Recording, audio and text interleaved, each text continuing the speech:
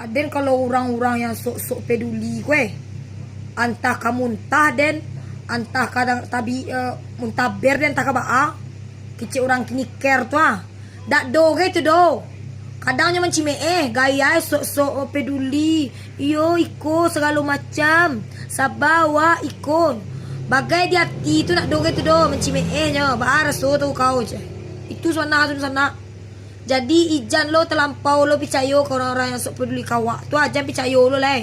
Inyo galak cime wak belakang awak tu. Yang kecil mana kawan-kawan sok-sok peduli nak do ke tu do.